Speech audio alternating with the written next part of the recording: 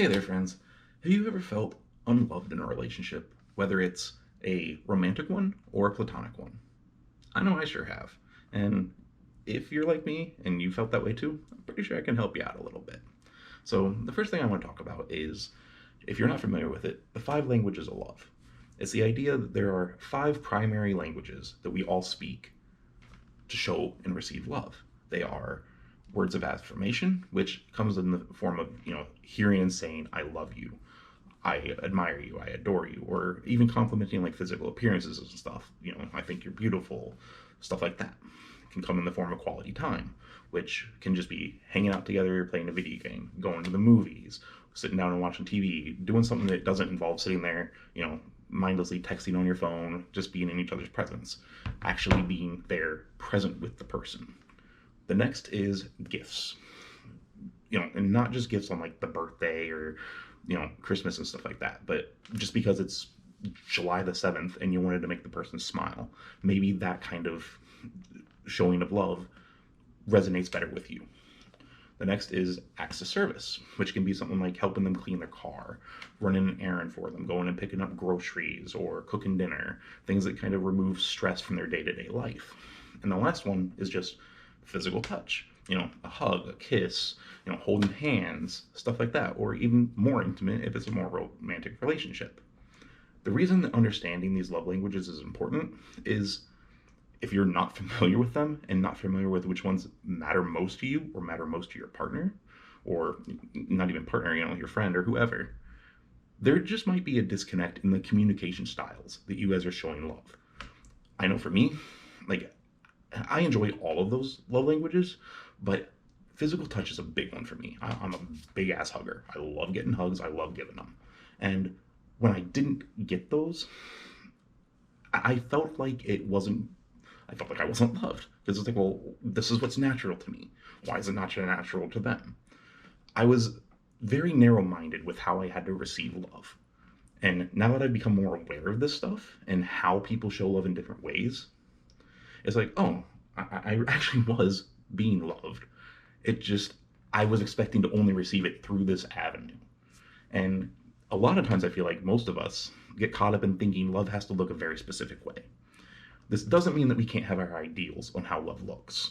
It just means that we have to be a little bit more open minded to see it. Maybe we have to communicate more. And yes, in some ways, maybe it means that the relationship isn't meant to be what we're hoping it will be. Because maybe the communication styles and the way that we show love and receive love just aren't really that compatible for what really makes our souls come alive. But you never know until you try it. And until you understand what's going on, you're not really going to be able to address it. So I encourage you to kind of look that up online. There's all kinds of information about it. There's actually tests to see what your love language is and all kinds of things. So if you're not familiar with it, or even if you are and you've not really put a lot of energy into it, I highly encourage you to go figure out what your love language is. And it may not be what you think it is. You might hear one of these and be like, oh yeah, that's exactly what I like. But the quiz will actually go through and give you a bunch of different examples and let you pick which one is sounding most meaningful to you, to help you really wire in like what percentage each one fills up for how you receive and give love. I know it was honestly life-changing for me. The next part is, if you don't really love yourself, it's going to be hard for you to feel love from other people at times. And the reason this is if they try to love a part of you that you're not really accepting and loving of yourself, you can become kind of resistant to it. Like, I know for me, I would push back a little bit because it didn't feel sincere. I didn't believe that someone could love that part of me that I didn't even love. So it's like, if I don't love it, how can someone else? Like, it did not make sense to me. This is why something called shadow work in the spiritual community is really important, because shadow work is basically the idea of looking at the parts of you that you aren't happy with, that are what you consider ugly or unlovable, or even the parts that you hide from yourself. When we enter into a relationship, a lot of us go into it wanting to feel loved completely, entirely. But we don't want to share all of us. We don't want people to see certain parts of us. And the parts of us that we aren't willing to love, until we believe that there is something about that side of us to love, we're really not going to believe it when other people love it either. Like, I cannot tell you how much it felt insincere to me when someone would say they love me, but I'm sitting there thinking of all the things about myself that aren't lovable or that I didn't believe were lovable. It's like we want to feel unconditionally loved while carrying around a bunch of conditions on how we feel loved, why we would be loved, and whatnot. You can't be unconditionally loved when you feel like there are conditions to how, why, when, and the strength of how you're loved.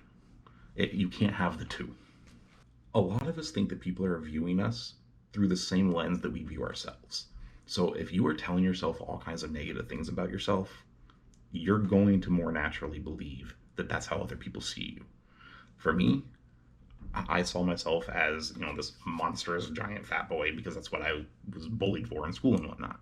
And it made it really hard for me to accept that people found me attractive in like a romantic relationship. So for my romantic relationships, I would get in this rut of feeling like the person with me would be like wishing they were with someone that was more attractive, that they like just settled or something like that. And at this point in my life, I've gotten to a point where I realize there are all kinds of different views of what beauty is. There are people that love the big people. There are people that love hairy people. There are people that, you've got gay people, you've got straight people. There are so many different preferences out there for what is attractive. Telling yourself that you're ugly, you're saying you're ugly to a certain type of person.